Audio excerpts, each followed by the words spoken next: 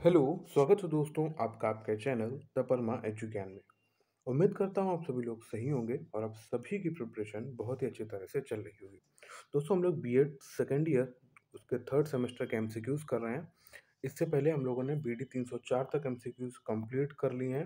अब हम लोग जो कि आपके पेडागोजी सेक्शंस के एमसीक्यूज हैं उसमें जो बीडी 305 ई का हम लोग यहाँ पे एमसीक्यूज करेंगे फिजिक्स और केमिस्ट्री के, जो कि आपका भौतिक विज्ञान और रसायन विज्ञान है। इसके हम लोग यहाँ पे एमसीक्यूज करेंगे, ठीक है। आप सभी को ये एमसीक्यूज की पीडीएफ अगर चाहिए तो आप टेलीग्राम चैनल ज्वाइन कर सकते हैं। टेलीग्राम चैनल कैसे ज्वाइन करेंगे? आप चैनल के अबाउट में जाने के बाद वहाँ से आपको टेलीग्राम का लिंक मिलेगा और वहीं से आपको ये पीडीएफ भी मिल जाएगी। तो बीडी 305 एक ऐसे ही किसी का सब्जेक्ट 305 बी होगा या 305 सी होगा, तो मैं ये पेडागोजी में सभी सेक्शंस आपको यहाँ पे कंप्लीट कराऊंगा। आज हम लोग अभी कंप्लीट कर रहे हैं फिजिक्स एंड केमिस्ट्री। तो स्टार्ट कर लेते हैं इसको। इसमें भी 4 यूनिट्स हैं। यूनिट नंबर 1 दी गई है aims objective and historical perspective. Unit second है method techniques and teaching aids. Unit third है science laboratory and lesson planning. Unit fourth है evaluation and cocurricular activities. तो यूनिट 1 से हम लोग यहाँ पे स्टार्ट करेंगे। यूनिट 1 है लक्ष्य उद्देश्य एवं ऐतिहासिक परिप्रेक्ष्य। क्वेश्चन नंबर 1 से स्टार्ट करते हैं। क्वेश्चन नंबर 1 क्या दिया गया है? विज्ञान का आधार क्या है? तो विज्ञान जो है किस पर आधारित है? विज्ञान जो है सत्य पर आधारित है। ऑप्शन नंबर जो आपका हो जाएगा बी वाला यहाँ पे करेक्ट हो जाएगा। क्वेश्चन नंबर सेकंड है वैज्ञानिक ज्ञान के विकास का उपाय क्या है? तो इसका उपाय है, देखिए ऑप्शन बी सी यहाँ पे दिया गया है, मतलब ए और बी दोनों। तो ए और बी दोनों को देखते हैं। ए है शिक्षक बालकों को विभिन्न वैज्ञानिकों की जीवन कथा व कार्यों को बताकर उन्हें प्रेरित कर सकते हैं। और ऑप्शन बी है शिक्षकों को वैज्ञानिक ज्ञान का मूल्यांकन निरंतर करते रहना चाहिए।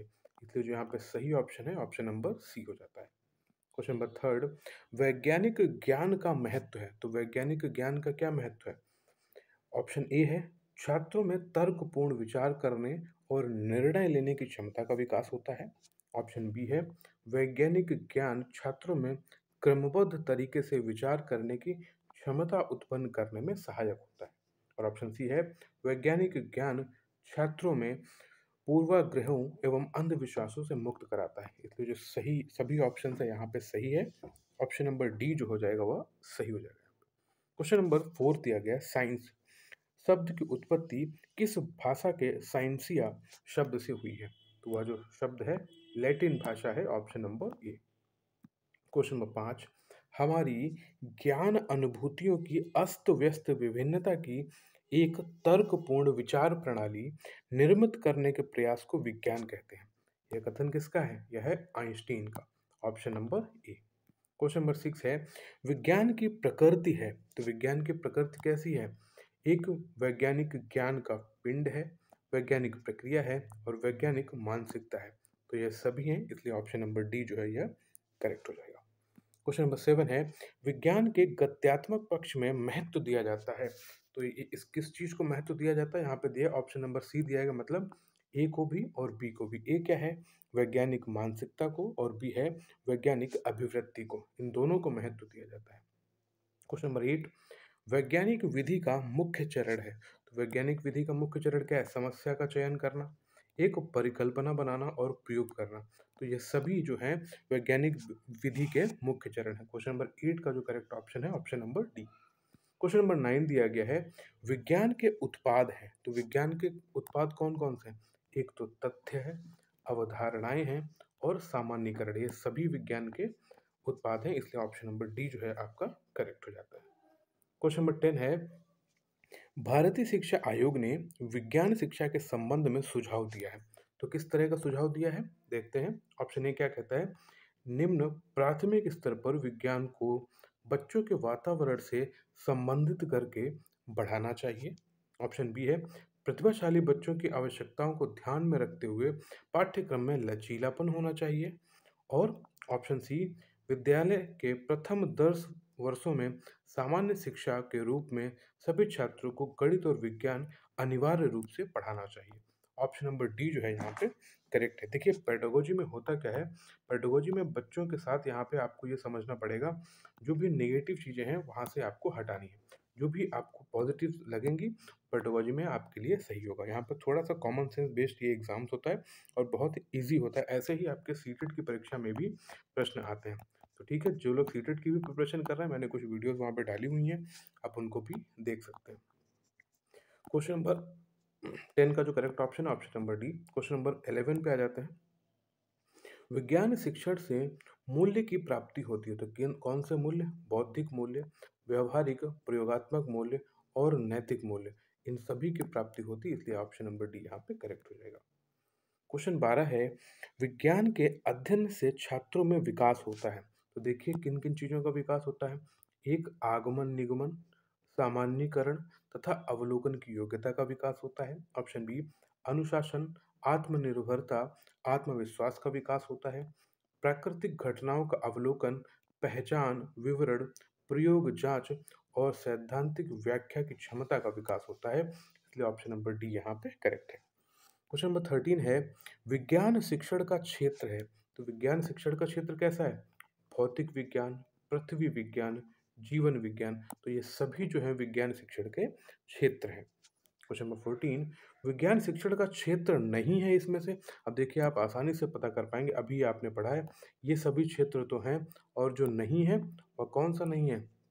ऑप्शन नंबर ए, आर्थिक विज्ञान जो है विज्ञान शिक्षण का क्षेत्र नहीं है। क्वेश्चन नंबर 15 है, विज्ञान सह संबंधित है, तो विज्ञान किससे सह संबंधित है?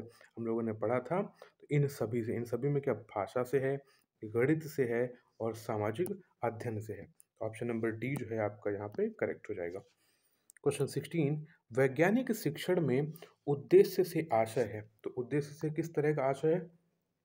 उद्देश्य एक सामान्य कथन है, उद्देश्य एक क्षेत्र व्यापक होता है, उद्देश्य में आदर्शवादिता होती है, ऑप्शन नंबर डी यहाँ पे करेक्ट हो जाता है। क्वेश्चन नंबर 17, प्राप्त उद्देश्य क्या है? तो प्राप्त उद्देश्य है एक निश्चित कथन है, एक विशिष्ट, प्राप्त उद्देश्य का लक्ष्य सीमित होता है, तो ये सभी यहाँ पे ऑप्शन ये आपके करेक्ट है। क्वेश्चन नंबर 18 है, ब्लूम ने शैक्षिक उद्देश्यों को कितने क्षेत्रों में विभाजित किया है? तो ब्लूम ने कितने क्षेत्रों में विभाजित किया है? 3 क्षेत्रों में। शैक्षिक क्षेत्रों की बात करिए, ब्लूम के शैक्षिक उद्देश्य क्या है? अब ये देखिए तीनों है, संज्ञानात्मक पक्ष है, भावनात्मक पक्ष है और मनोकामक पक्ष है। याद रखिएगा ब्लूम ने इनको 3 तरह से डिवाइड किया। फिर ऐसा कहा जाता है कि ब्लूम का संज्ञानात्मक पक्ष कितनी तरह से डिवाइडेड है, भावात्मक पक्ष कितनी तरह से डिवाइड है और गामक पक्ष कितनी तरह से डिवाइड है। तो देखिए यहाँ पे आपको पता होना चाहिए कि ब्लूम ने शैक्षिक उद्देश्य को कितने क्षेत्रों में डिवाइड किया, तो 3 क्षेत्रों में डिवाइड किया। वो 3 क्षेत्र कौन कौन से हैं? ये तीनों क्षेत्र हैं, आपको पता होने चाहिए। क्वेश्चन 20, ब्लूम के अनुसार संज्ञानात्मक शैक्षिक पक्ष कौन कौन से हैं? तो ये सभी हैं, ज्ञान, उपयोग, अवबोध, option number D. Question 21, Bloom के अनुसार भावात्मक शैक्षिक पक्ष है, ऑप्शन नंबर डी, ग्रहण है, मूल्य है, स्थापन है। आपको ब्लूम टैक्सोनॉमी देखनी है तो मैं इसमें वो टैग कर दूंगा और आप, मैंने वहाँ पे वो ब्लूम टैक्सोनॉमी की एक वीडियो बनाई है, उसको आप देख सकते हैं। क्वेश्चन नंबर 22 है, ब्लूम के अनुसार मनोगात्मक शैक्षिक पक्ष कौन कौन से हैं? तो प्रारंभिकरण है, कार्य करना है और सूक्ष्म निश्चितता है, ऑप्शन नंबर डी यहाँ पे आपका करेक्ट हो जाएगा। क्वेश्चन नंबर 23, ब्लूम के वर्गीकरण के आधार पर विज्ञान शिक्षण का प्रमुख उद्देश्य क्या है? तो उसका प्रमुख उद्देश्य है ज्ञान, समझ और कौशल, ऑप्शन नंबर डी, ये सभी है। क्वेश्चन 24, शैक्षिक उद्देश्यों का संबंध होता है, तो शैक्षिक उद्देश्य का संबंध होता है संपूर्ण शिक्षा से, ऑप्शन नंबर सी। क्वेश्चन 25, शैक्षिक उद्देश्यों का आधार विचारधारा कौन सी है? तो एक है दार्शनिक है और सामाजिक है, ऑप्शन नंबर सी यहाँ पे करेक्ट हो जाएगा। क्वेश्चन 26, विज्ञान शब्द की उत्पत्ति किस भाषा से हुई है? तो शुरुआत में ही हमने पढ़ा था, ऑप्शन नंबर सी यहाँ पे करेक्ट है, लैटिन भाषा। क्वेश्चन 27, साइंस शब्द की उत्पत्ति किस शब्द से हुई है? तो साइंसिया भी पढ़ा था, ऑप्शन नंबर ए यहाँ पे आपका करेक्ट हो जाता है। क्वेश्चन नंबर 28, क्या दिया गया? साइंसिया शब्द का अर्थ क्या होता है? उसका अर्थ होता है ज्ञान। क्या अर्थ होता है? ज्ञान। क्वेश्चन 29, विज्ञान शब्द का क्या अर्थ है? विज्ञान शब्द का अर्थ है जानना। ऑप्शन नंबर ए यहाँ पे करेक्ट है। विज्ञान का ज्ञान होता है, तो विज्ञान का ज्ञान कैसा होता है? क्रमबद्ध होता है, संगठित होता है और सुव्यवस्थित होता है। ऑप्शन नंबर डी यहाँ पे करेक्ट हो जाता है। क्वेश्चन नंबर 31 दिया गया है, राष्ट्रीय विज्ञान दिवस कब मनाया जाता है? राष्ट्रीय विज्ञान दिवस जो है 28 फरवरी को मनाया जाता है। ऑप्शन नंबर सी यहाँ पे करेक्ट है। क्वेश्चन 32, किस वैज्ञानिक के अथक प्रयासों के द्वारा कृषि के क्षेत्र में हरित क्रांति का उद्भव नहीं हुआ? तो यहाँ पे बात करिए नहीं हुआ तो ये है फैराडे, बाकी सभी के उसमें हुआ है। Question 33, quantum theory of light की खोज किसने करी थी? तो वो करी थी मैक्स प्लैंक ने। Option number C. क्वेश्चन 34, हमारी ज्ञान अनुभूतियों की अस्त व्यस्त विभिन्नता को एक तर्कपूर्ण विचार प्रणाली में निर्मित करने के प्रयास को विज्ञान कहते हैं। इस कथन को किसने बोला है? यह बोला है आइंस्टीन ने। ऑप्शन नंबर ए। किसने बोला है? आइंस्टीन ने। क्वेश्चन 35, विज्ञान का अर्थ केवल मात्र परखनली तथा कुछ बड़ा या छोटा बनाने के लिए इसको और उसको मिलाना ही नहीं, अपितु वैज्ञानिक विधि के अनुसार हमारे मस्तिष्क को प्रशिक्षण देना ही विज्ञान है। यह कथन किसका है? यह कथन है पंडित जवाहरलाल नेहरू जी का। Option number 36। क्वेश्चन नंबर 36, दूरदर्शी का आविष्कार किसने किया था? आपको पता होना चाहिए, गैलीलियो साहब ने किया था। क्वेश्चन 37, वैज्ञानिक विधि के अंतर्गत ज्ञानार्जन के लिए या समस्या समाधान के लिए किसकी आवश्यकता होती है? तो होती सबसे पहले समस्या की। समाधान हम किसका करेंगे? समस्या का ही तो करेंगे। क्वेश्चन नंबर 38 दिया गया है, निम्न में से कौन सा विज्ञान का प्रमुख प्राथमिकता युक्त क्षेत्र है? तो देखिए कौन सा क्षेत्र है? ऊर्जा के वैकल्पिक स्रोत, ताप आणविक ऊर्जा उत्पादन, लेजर अभियांत्रिकी। तो ये सभी जो हैं इसके प्रमुख आयुक्त क्षेत्र हैं। क्वेश्चन नंबर 39 है, वर्तमान में मानव सभ्यता जितने शिखर पर पहुंची है उसका श्रेय किसको जाता है? उसका श्रेय जाता है विज्ञान को। Option number A. Question number 40, rail के इंजन का आविष्कार किसने किया था? देखिए इनमें से कोई नहीं है, अब जिसने किया है वो आप जरूर बताइए कमेंट करके। क्वेश्चन नंबर 41, रासायनिक उर्वरों की निर्भरता को कम करने के लिए किसका किसका किसका विकास किया गया है? तो ये देखिए ऑप्शन नंबर है जैविक उर्वरकों का। Option number B. Question number 42, X-ray की खोज निम्न में से किसने करी थी? तो W.C. रॉन्टजन ने। Option number B. क्वेश्चन 43, वैज्ञानिक प्रक्रिया पूर्णतः आधारित होती है, किस पर आधारित होती है? तार्किक चिंतन पर आधारित होती है। Option number B. Question number 44, boson है, तो बोसोन क्या है? एक फोटोन है। Option number D. 45, विज्ञान में किसी भी समस्या के समाधान के लिए एक विशिष्ट प्रक्रिया पर बल दिया जाता है या विशिष्ट प्रक्रिया ही ज्ञान प्राप्त करने की विधि कहलाती है। तो वह कौन सी विशिष्ट प्रक्रिया है? वैज्ञानिक विधि। क्वेश्चन 46, खगोल शास्त्र पर शोध करने वाले वैज्ञानिक थे, तो कौन है? S.N. बोस साहब। ऑप्शन नंबर बी यहाँ पे करेक्ट है। क्वेश्चन 47 क्या कहता है? निम्न में से कौन से दो उपवर्ग विज्ञान में प्रमुख रूप से शामिल किए जाते हैं? तो वह कौन से हैं? भौतिक विज्ञान है और जीव विज्ञान है, ये दोनों यहाँ पे शामिल किए जाते हैं, इसलिए आपका ऑप्शन नंबर सी जो है करेक्ट हो जाता है। क्वेश्चन 48, बोस आइंस्टीन स्टैटिस्टिक्स के प्रतिपादक थे, तो कौन थे? Satyendranath Bose. Option number C. Question 49, विज्ञान किस प्रकार के निष्कर्षों की खोज में रहता है? तो यह जो रहता है परिमाणवाची खोज में रहता है। ऑप्शन नंबर ए आपका करेक्ट हो जाता है। Question 50, doctor APJ Abdul Kalam ने इंस्टीट्यूट ऑफ टेक्नोलॉजी मद्रास में अभियांत्रिकी की किस शाखा में अध्ययन किया था? तो उन्होंने किया था aeronautical. Option number D. Question 51, छात्र को कम से कम सूचनाएं दी जाती हैं और उन्हें अधिक से अधिक क्या करने के लिए प्रेरित किया जाता है? तो उन्हें अधिक से अधिक अन्वेषण करने के लिए प्रेरित किया जाता है। Option number C. Question 52, sir CV Raman को नोबेल पुरस्कार से सम्मानित किया गया, तो कब सम्मानित किया गया? ऑप्शन नंबर सी 1930 में।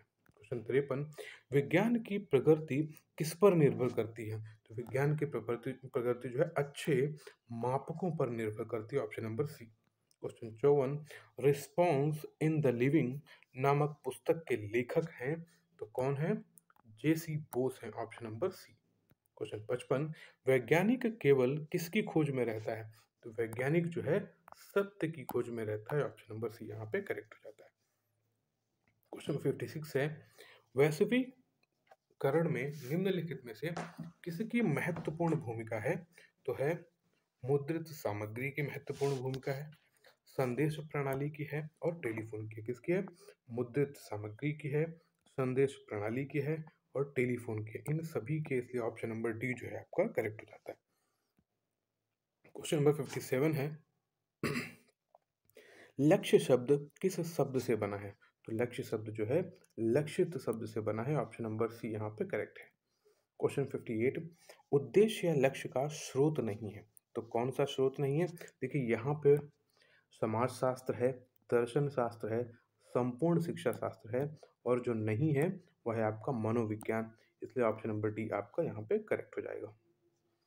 क्वेश्चन 59, माध्यमिक स्तर पर भौतिक विज्ञान शिक्षण के उद्देश्य कौन कौन से हैं? एक तो दिया गया है, ए छात्रों में पर्यावरण एवं प्रकृति के प्रति रुचि का विकास करना, ऑप्शन बी भौतिकी के सामाजिक उपयोग समझना, ऑप्शन सी वैज्ञानिक क्रियाकलापों में रुचि विकसित करना। तो यह सभी है, option number D. Question number 60, शिक्षण उद्देश्यों को कितने भागों में बांटा गया है? तो उसको जो भाग बांटा गया है, ऑप्शन नंबर ए 2 भागों में बांटा गया है। क्वेश्चन 61, निम्न में से विशिष्ट उद्देश्य नहीं है तो निम्न में से विशिष्ट उद्देश्य कौन सा नहीं है? ऑप्शन नंबर है सी विद्यार्थी में सृजनात्मक सोच विकसित करना, यह जो उद्देश्य नहीं है। क्वेश्चन नंबर 62, निम्न में से सामान्य उद्देश्य कौन सा नहीं है? तो देखिए सामान्य उद्देश्य कौन सा नहीं है?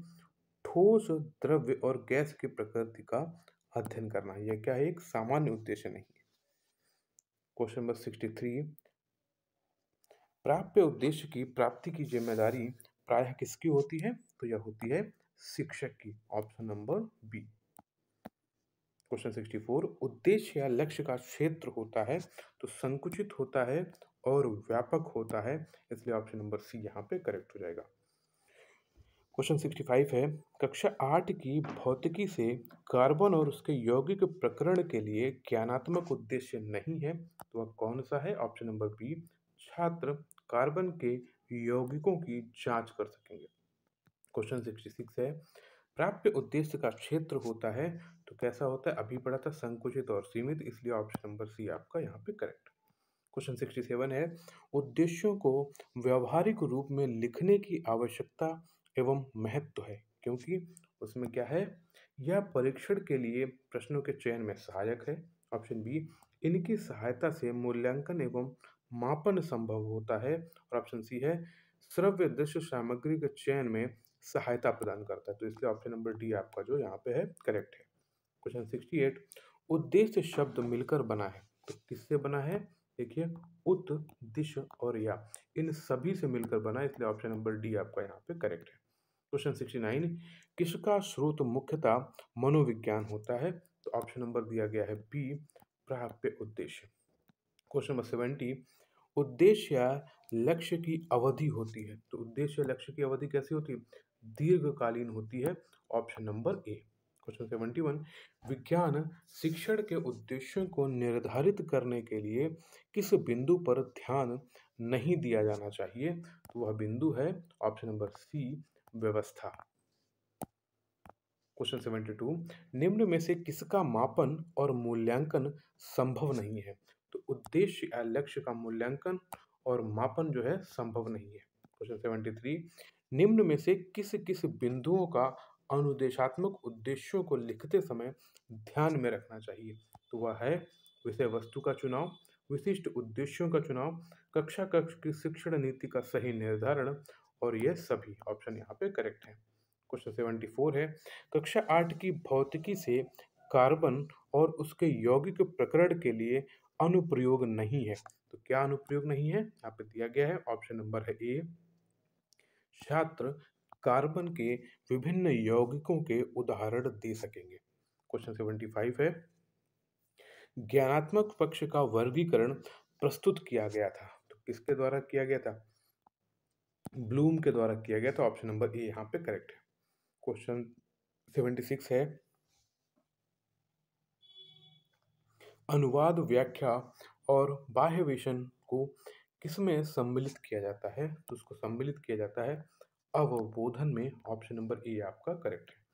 क्वेश्चन 77 है, ज्ञानात्मक पक्ष से संबंधित नहीं है, तो ज्ञानात्मक पक्ष से क्या संबंधित नहीं है? नियंत्रण। Option number C. क्वेश्चन 78, भावात्मक पक्ष को ब्लूम, कर्थवाल और मसीहा द्वारा कब वर्गीकृत किया गया, या जो किया गया सन 1964 में किया गया। क्वेश्चन 79, भावात्मक पक्ष से संबंधित नहीं है, तो क्या संबंधित नहीं है? उद्दीपन जो है भावात्मक पक्ष से संबंधित नहीं है, बाकी ग्रहण करना और विचार करना यह भावात्मक पक्ष से संबंधित है। क्वेश्चन 80 है, ज्ञानात्मक पक्ष ब्लूम द्वारा कब प्रस्तुत किया गया था? तो यह 1956 में प्रस्तुत किया गया था। क्रियात्मक पक्ष का वर्गीकरण किसके द्वारा किया गया? या किया गया था सिम्पसन के द्वारा। किसके द्वारा? सिम्पसन के द्वारा। क्वेश्चन 82, क्रियात्मक पक्ष सिम्पसन द्वारा कब प्रस्तुत किया गया था? तो 1969 में किया गया था। Option number D. क्वेश्चन 83, क्रियात्मक पक्ष से संबंधित है, तो वह संबंधित है कार्य करना। Option number C. क्वेश्चन 84, आदत निर्माण करने का किससे संबंध है? क्या संबंध है? क्रियात्मक पक्ष से। ऑप्शन नंबर सी। 85, निम्न में से किसके द्वारा भावात्मक पक्ष का वर्गीकरण प्रस्तुत किया गया? तो किसके द्वारा? ब्लूम के द्वारा, कर्थवाल के द्वारा और मसीहा के द्वारा। ऑप्शन नंबर डी जो है यहाँ पे आपका करेक्ट है। क्वेश्चन 86 है, अवबोधन के अंतर्गत किस प्रक्रिया को सम्मिलित किया जाता है? तो सम्मिलित किया जाता है अनुवाद को। Option number A. क्वेश्चन 87 है, विश्लेषण और संश्लेषण संबंधित है, तो विश्लेषण और संश्लेषण किससे संबंधित है? यह है ज्ञानात्मक पक्ष से।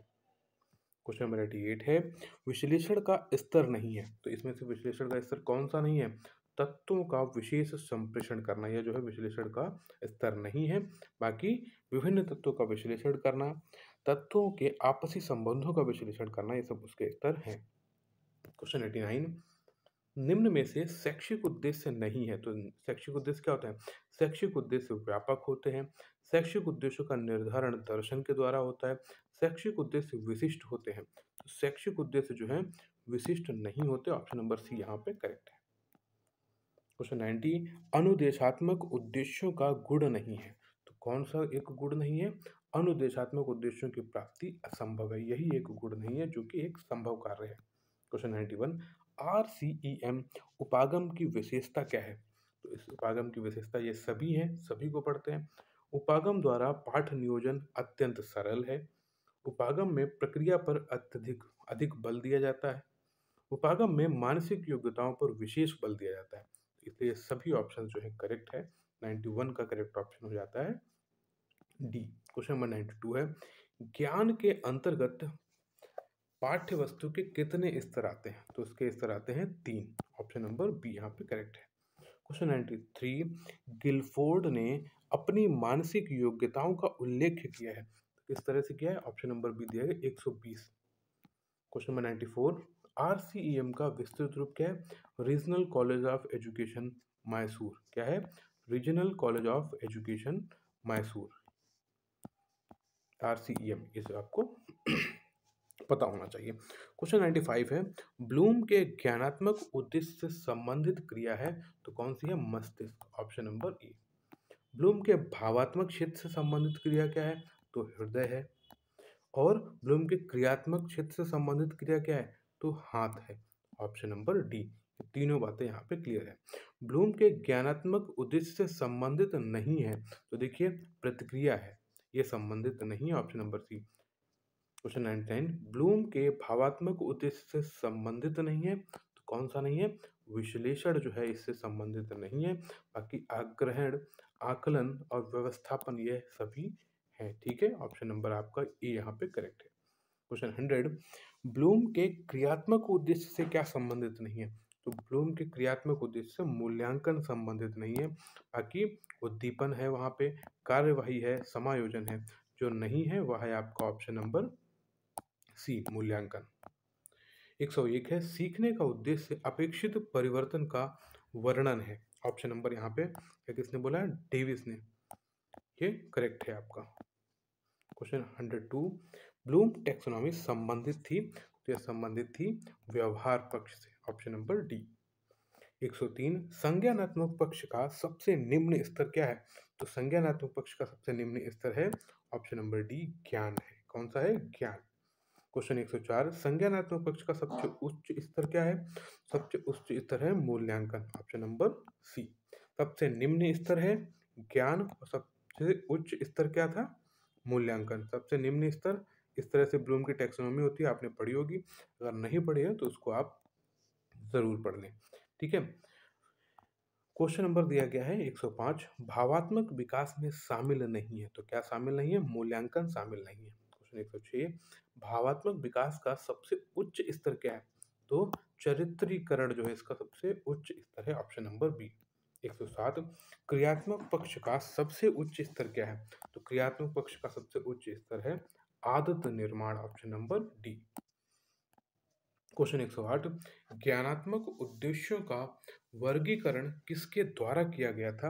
या जो किया गया था ऑप्शन नंबर है ए, बीएस ब्लूम के द्वारा। किसके द्वारा? बीएस ब्लूम के द्वारा। 109, विज्ञान का शाब्दिक अर्थ क्या है? तो विज्ञान का शाब्दिक अर्थ है विशिष्ट ज्ञान। Option number B. क्वेश्चन 110, विज्ञान की सभी शाखाएं आपस में होती हैं, कैसी होती हैं? सह संबंधित होती हैं। ऑप्शन नंबर डी यहाँ पे करेक्ट है। 111 दिया गया है, सीखने का उद्देश्य किसका वर्णन है? तो यह है अपेक्षित परिवर्तन का। आगे क्वेश्चन 112 है, ज्ञानात्मक पक्ष का वर्गीकरण जो किया था वह ब्लूम साहब ने किया था। ऑप्शन नंबर ए आपका करेक्ट है। 113 है, क्रियात्मक पक्ष का वर्गीकरण किसने किया है? तो क्रियात्मक पक्ष का वर्गीकरण सिम्पसन ने किया था। 114 है, गुरुत्वाकर्षण नियम की खोज किसने करी थी? न्यूटन साहब ने। ऑप्शन नंबर ए। 115 है, उद्देश्य शिक्षा कक्षा शिक्षण को प्रदान करता है। तो क्या प्रदान करता है? एक दिशा प्रदान करता है। ऑप्शन नंबर ए। अब आ जाते हैं क्वेश्चन नंबर 119 पर। सूक्ष्म शिक्षण की विशेषता क्या है? तो सूक्ष्म शिक्षण की विशेषता है इसमें शिक्षण के तत्वों को सूक्ष्म स्वरूप दिया जाता है। यह व्यक्तिशः शिक्षण की विधि है। इस विधि में प्रशिक्षार्थियों को शिक्षण व्यवहार से संबंधित प्रतिपुष्टि तत्काल प्राप्त हो जाती है। तो ऑप्शन नंबर डी आपका यहाँ पे करेक्ट है। अब आ जाते हैं क्वेश्चन नंबर 120, अभिक्रमित अनुदेशन की विशेषता है। तो अभिक्रमित अनुदेशन की विशेषता दोनों है। दोनों में क्या? यह मनोवैज्ञानिक सिद्धांतों पर आधारित अधिगम प्रविधि है और इस विधि में पाठ्य वस्तु को क्रमबद्ध रूप से अनुदेशन के रूप में प्रस्तुत किया जाता है। ऑप्शन नंबर सी यहाँ पे आपका करेक्ट हो जाता है। क्वेश्चन 121, संज्ञानात्मक व्यवहार मापा जा सकता है। तो कैसे मापा जा सकता है? एक परीक्षण से, साक्षात्कार से और अवलोकन से। तो ये सभी तरीके यहाँ पे सही है। 122 है, शैक्षिक उद्देश्यों में शामिल है। तो शैक्षिक उद्देश्यों में क्या शामिल है? शैक्षिक उद्देश्य में विषय वस्तु शामिल होती है, समाज शामिल होता है और बालक शामिल होते हैं, इसलिए ऑप्शन नंबर डी आपका यहाँ पे करेक्ट है। क्वेश्चन 123, उद्देश्यपूर्ण निर्धारित साध्य होता है। क्या? उद्देश्यपूर्ण निर्धारित साध्य होता है और जो किसी कार्य या क्रिया का मार्गदर्शन करता है। तो यह कथन किसका है? ऑप्शन नंबर है सी, कार्टर पी वुड का। 124 है, निम्न में से कौन सा पक्ष शैक्षिक उद्देश्यों का शारीरिक क्षमता पर जोर देता है? तो वह है ऑप्शन नंबर है सी, क्रियात्मक पक्ष। ठीक है। तो क्वेश्चन नंबर 125 है, ब्लूम के अधिगम उद्देश्यों का वर्गीकरण कितने प्रकार से किया गया था? तो सबसे पहले हम लोगों ने पढ़ा था ये 3 प्रकार से बांटा गया था। एक ज्ञानात्मक, भावात्मक और दूसरा भी एक थर्ड और भी था। ठीक है। तो क्वेश्चन नंबर 126 है, ब्लूम के ज्ञानात्मक उद्देश्यों को कितने वर्गों में बांटा गया है? तो वह 6 वर्गों में बांटा गया। आपसे पहले भी मैंने बताया था कितने वर्गों में बांटा गया है? 6 वर्गों में बांटा गया है। इस तरह से वो डिवाइडेड होते हैं। अब ब्लूम ने भावात्मक पक्ष को कितने वर्गों में बांटा है? तो ब्लूम ने भावात्मक पक्ष को भी 6 वर्गों में बांटा है। क्वेश्चन 128 है, आरसीएम उपागम का विकास किया था। तो क्षेत्रीय शिक्षा महाविद्यालय मैसूर द्वारा। 129 क्रिया सूचक शब्द प्रत्यय स्मरण आता है, बोध में आता है। ऑप्शन नंबर बी आपका यहाँ पे करेक्ट है। 130 है एनसीईआरटी ने उद्देश्यों को व्यवहारिक रूप में लिखने के लिए नवीन विधि का विकास किया, उसे हम क्या कहते हैं? आरसीएम प्रणाली। कहाँ पे? मैसूर। 131 प्रत्यय स्मरण करना किसके अंतर्गत आता है? तो ज्ञान के अंतर्गत आता है। Option number A. क्वेश्चन 132 परिकल्पना की स्थापना किससे की जाती है? तो की जाती है प्रयोग के द्वारा। ऑप्शन नंबर सी। 133 अनेक को एक करना क्या है? तो अनेक को एक करना जो है संश्लेषण है। ऑप्शन नंबर सी। 134 किस विधि में ज्ञात से अज्ञात की ओर जाते हैं? तो ज्ञात से अज्ञात की ओर हम संश्लेषण विधि में जाते हैं। ऑप्शन नंबर सी। 135 है किस विधि में एक तथ्य की सत्यता की जांच होती है? वह होती है संश्लेषण। 136 प्रश्न है मनोक्रियात्मक उद्देश्य की टैक्सोनॉमी को किसने एक उपकल्पना के रूप में प्रस्तुत किया है? तो जो प्रस्तुत किया है वह सिम्पसन साहब ने प्रस्तुत किया है। तो 136 हम लोगों ने प्रश्न इस यूनिट में करे हैं। अब हम लोग पढ़ते हैं इसकी नेक्स्ट यूनिट। नेक्स्ट यूनिट है आपकी विधियां, प्रविधियां और शिक्षण सामग्री। कौन सी है? विधियां, प्रविधियां एवं शिक्षण सामग्री। तो क्वेश्चन नंबर 1 दिया गया है विज्ञान शिक्षण विधि है। तो विज्ञान शिक्षण विधि कैसी है? एक व्याख्यान विधि है। क्या है? एक व्याख्यान विधि है, खोज विधि है और योजना विधि है। ऑप्शन नंबर डी यहाँ पे आपका करेक्ट है। क्वेश्चन नंबर 2 व्याख्यान विधि का गुण है। तो व्याख्यान विधि का गुण कौन सा है? एक तो है विचारों को क्रमबद्ध तरीके से प्रस्तुत करना। ऑप्शन बी है कम समय में छात्रों को अधिक से अधिक ज्ञान देना। और ऑप्शन सी है छात्रों पर नियंत्रण रखना। तो ये सभी जो है एक विज्ञान विधि का गुण है। क्वेश्चन 3 है विज्ञान को शिक्षण देने से पूर्व शिक्षक को विशेष ध्यान देना चाहिए। किन चीजों पर ध्यान देना चाहिए? एक तो है छात्रों की आयु और योग्यता के स्तर पर, शिक्षण विधि विशेष हेतु, आवश्यक उपकरण एवं सामग्री की सुविधाएं हेतु, शिक्षण विधि का क्रियात्मक स्वरूप हेतु। तो ऑप्शन नंबर डी आपका यहाँ पे करेक्ट हो जाएगा। क्वेश्चन 4 है व्याख्यान विधि का दोष क्या है? तो व्याख्यान विधि का दोष है छात्र इसमें निष्क्रिय रहते हैं। छात्रों को इस विधि से वैज्ञानिक विधि में प्रशिक्षित करना संभव नहीं होता है। और ऑप्शन सी है यह विधि करके सीखने के सिद्धांत के विपरीत है, इसलिए इसमें यह दोष है। ऑप्शन नंबर जो डी है आपका यहाँ पे करेक्ट हो जाएगा। क्वेश्चन 5 योजना विधि का आधार कैसा है? तो योजना विधि का आधार जो है प्रयोगवाद है। ऑप्शन नंबर सी यहाँ पे करेक्ट है। एक क्वेश्चन नंबर 6 योजना विधि का प्रयोग किस विषय के शिक्षण में किया जाता है? तो वह जो किया जाता है सामाजिक विषय, विज्ञान विषय और गणित विषय, इन सभी विषयों में किया जाता है। ऑप्शन नंबर डी यहाँ पे करेक्ट है। क्वेश्चन 7 योजना वह सहृदय संप्रयोजन कार्य है जो संपूर्ण शक्ति के साथ सामाजिक वातावरण में किया जाए। यह कथन किसका है? यह कथन है किल पैट्रिक का है। Option number A. Question number 8 योजना वह समस्यात्मक कार्य है जो अपनी स्वाभाविक परिस्थितियों के अंतर्गत पूर्ण किया जाता है। यह कथन किसका है? यह है प्रोफेसर स्टीवेंस का। क्वेश्चन 9 योजना विधि का सिद्धांत क्या है? तो एक स्वोद्देश्य होना, सामाजिकता और यथार्थता। ऑप्शन नंबर डी यहाँ पे करेक्ट हो जाता है। 110 है योजना विधि का कार्य पद क्या है? तो योजना विधि का कार्य है परिस्थिति का प्रस्तुतिकरण, योजना का चुनाव, रूपरेखा का निर्माण, और यह सभी ऑप्शन यहाँ पे करेक्ट है। क्वेश्चन 11 है योजना विधि का गुण है। तो योजना विधि का गुण क्या है? छात्रों को धैर्य, संतोष व स्थायी ज्ञान प्राप्त होता है। यह विधि मनोवैज्ञानिक है। ऑप्शन सी है यह विधि छात्रों में प्रजातांत्रिक गुणों का विकास करती है। तो ये सभी हैं। ऑप्शन नंबर डी आपका करेक्ट ऑप्शन हो जाता है। क्वेश्चन 12 है योजना विधि का दोष क्या है? देखिए फिर से यहाँ पे ऑप्शन नंबर दिया गया है डी उपयुक्त सभी के हिसाब से सबको पढ़ना पड़ेगा। इस विधि में छात्रों की व्यक्तिगत रुचियों की अवहेलना की जाती है। यह विधि समय लेती है तथा क्रमबद्ध ज्ञान को अस्त व्यस्त कर देती है। ऑप्शन सी है इस विधि में छात्रों का अधिकतर समय क्रिया में व्यस्त होता है और सैद्धांतिक विषय छूट जाता है, इसलिए जो ऑप्शन नंबर डी है यह करेक्ट हो जाता है। क्वेश्चन नंबर 13 है अन्वेषण विधि के जन्मदाता कौन थे? तो अन्वेषण विधि के जन्मदाता आर्मस्ट्रांग है। Option number A. क्वेश्चन 14 है अन्वेषण प्रणाली का उद्देश्य क्या है? तो अन्वेषण प्रणाली का उद्देश्य होता है छात्रों को अनुसंधानकर्ता बनाना, छात्रों के मन में वैज्ञानिक दृष्टिकोण उत्पन्न करना, छात्रों में स्वयं करके सीखने की भावना विकसित करना। जो यहाँ पे ऑप्शन नंबर सी दिया गया है, ये बहुत ही इंपॉर्टेंट है, इस बात को आप बार बार समझ लीजिए। क्या, जहाँ पे हम करके लर्निंग बाय डूइंग सीखेंगे, मतलब जब हम स्वयं करके उन चीज़ों को सीखेंगे, पेडागोजी में वो बहुत ही इंपॉर्टेंट ऑप्शन होता है, उसको कभी भी कट नहीं करना चाहिए। क्वेश्चन नंबर 15 दिया गया है, अन्वेषण विधि का सिद्धांत क्या है? तो अन्वेषण विधि का सिद्धांत एक क्रियाशीलता है, करके सीखना है और मनोवैज्ञानिक दृष्टिकोण होता है। ऑप्शन नंबर डी यहाँ पे करेक्ट हो जाता है। क्वेश्चन नंबर 16, अन्वेषण विधि का गुण है। तो अन्वेषण विधि का गुण कौन सा है? छात्र स्वयं खोजकर निष्कर्ष पर पहुंचते हैं, छात्र वैज्ञानिक ढंग से कार्य करना सीखता है, यह प्रणाली बाल मनोविज्ञान के अनुकूल है। ऑप्शन नंबर डी यहाँ पे आपका करेक्ट हो जाता है। क्वेश्चन नंबर 17 है, अन्वेषण विधि का दोष क्या है? तो अन्वेषण विधि का दोष देखिए, यह प्रणाली खर्चीली है, तथ्यों को खोजने के लिए समय की आवश्यकता होती है।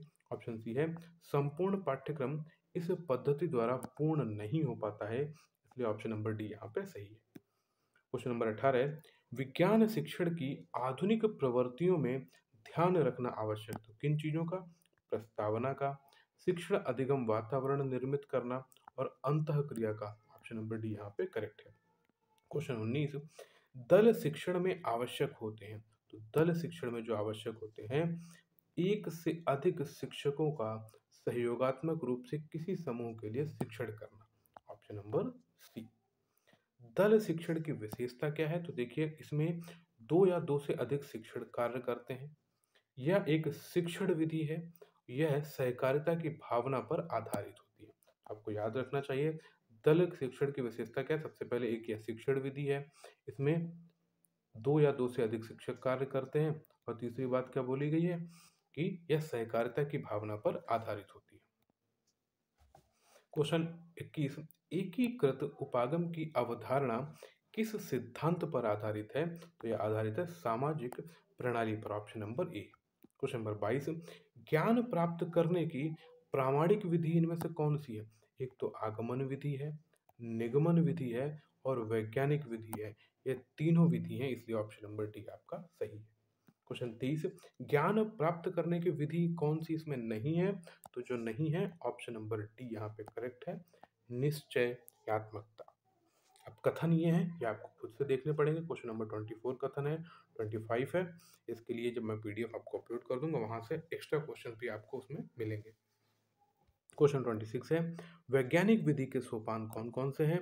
एक तो तथ्य संग्रहण है, निगमन तर्क है और समस्या की अनुभूति, मतलब ऑप्शन नंबर डी आपका यहाँ पे करेक्ट हो जाता है।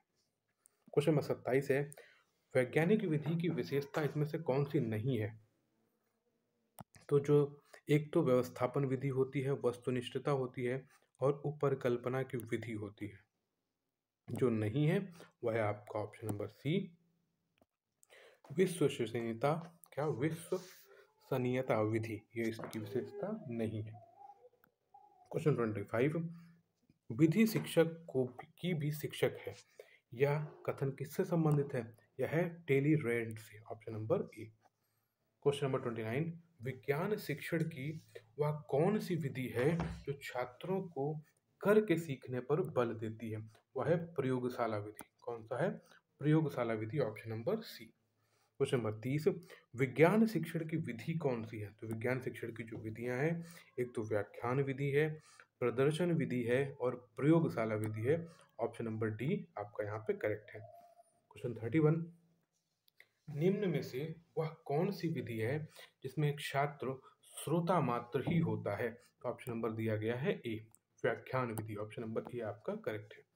क्वेश्चन 32, समस्या समाधान के चरण कौन कौन से हैं? तो समस्या समाधान का चरण है, ऑप्शन नंबर है ए, समस्या का चयन, ऑप्शन बी, तथ्यों का एकत्रीकरण और ऑप्शन सी है तथ्यों का विश्लेषण। ऑप्शन डी जो है यहाँ पे करेक्ट है। क्वेश्चन नंबर 33, निम्न में से किस विधि का उपयोग भौतिक विज्ञान के शिक्षण के रूप में होता है? तो वह होता है, ऑप्शन नंबर है ए, निगमन विधि। क्वेश्चन नंबर 34, शिक्षण की सबसे प्राचीन और सबसे अधिक प्रचलित विधि कौन सी है? तो भाषण या व्याख्यान विधि। शिक्षण की, याद रखिएगा। क्वेश्चन 35, निम्न में से कौन सी विधि छात्रों को रटने की आदत प्रदान करती है? वह है निगमन विधि, रटने की आदत को प्रदान करती है। क्वेश्चन 36, मार्गदर्शन विधि का आधार निम्न में से है, तो वह है मनोवैज्ञानिक, ऑप्शन नंबर ए। क्वेश्चन 37, विचारों का पृथक्करण एवं सामान्यीकरण नींव नहीं है बल्कि अंतिम उपज है। यह किसका कथन था? तो यह है प्रोफेसर यंग का, ऑप्शन नंबर सी। क्वेश्चन 38 क्या बोल रहा है? समस्या समाधान एक ऐसी रूपरेखा है जिसमें सृजनात्मक चिंतन तथा तर्क होते हैं। यह कथन किसका है? यह कथन है स्किनर का, ऑप्शन नंबर सी। क्वेश्चन 39, अन्वेषण विधि वह विधि है जिसमें हम छात्र को अन्वेषक की स्थिति में रखते हैं। यह बात किसने बोली है? Professor Armstrong, option number B. Question number 40, प्रदर्शन विधि का गुण नहीं है। तो प्रदर्शन विधि का कौन सा गुण नहीं है? यह अध्यापक पर निर्भर नहीं करती है बल्कि करती है। तो प्रदर्शन विधि का कौन कौन से गुण हैं? देखिए, इस विधि का आधार मनोवैज्ञानिक है, तुलनात्मक दृष्टि से कम खर्चीली है और छात्रों में तार्किक शक्ति का विकास करती है। तो ऑप्शन नंबर सी यहाँ पे, ऑप्शन नंबर डी जो है आपका यहाँ पे करेक्ट है। क्वेश्चन 41, ह्यूरिस्टिक शब्द का अर्थ क्या है? तो इसका अर्थ है मुझे खोजना है, option number A. Question 42, heuristic विधि की उत्पत्ति किस भाषा से हुई थी? तो एक ग्रीक भाषा से हुई थी, ऑप्शन नंबर बी। क्वेश्चन 43, व्याख्यान विधि के गुण हैं। तो व्याख्यान विधि के कौन कौन से गुण हैं? देखिए, एक तो समय की बचत होती है, सुविधाजनक होती है और आर्थिक दृष्टि से उपयोगी होती है। ऑप्शन नंबर डी आपका यहाँ पे करेक्ट है। क्वेश्चन 44, परियोजना विधि किस पर आधारित होती है? तो परियोजना विधि जो है यथार्थता के सिद्धांत पर, अनुभव के सिद्धांत पर, सहकारिता के सिद्धांत पर और इन सभी सिद्धांत पर आधारित होती है। क्वेश्चन 45, व्याख्यान प्रदर्शन विधि की विशेषताएं हैं। तो कौन कौन सी विशेषताएं हैं? एक तो है इस विधि में विद्यार्थी विशेष रुचि लेते हैं, यह विधि सस्ती है और यह विधि मनोविज्ञान पर आधारित है। तो ये सभी हैं, ऑप्शन नंबर डी यहाँ पे करेक्ट। क्वेश्चन 46, प्रयोजन विधि का चरण नहीं है। तो कौन सा चरण नहीं है? ऑप्शन नंबर दिया गया है सी, भाषण देना। क्वेश्चन 47, प्रोजेक्ट यथार्थ जीवन का वह भाग है जो विद्यालय में प्रदान किया जाता है। यह कथन किसका है? यह है बेलर्ड का, ऑप्शन नंबर आ। क्वेश्चन 48, टोली शिक्षण की विशेषता नहीं है। टोली शिक्षण की कौन सी विशेषता है? यह एक जटिल विधि है, यह इसकी विशेषता नहीं।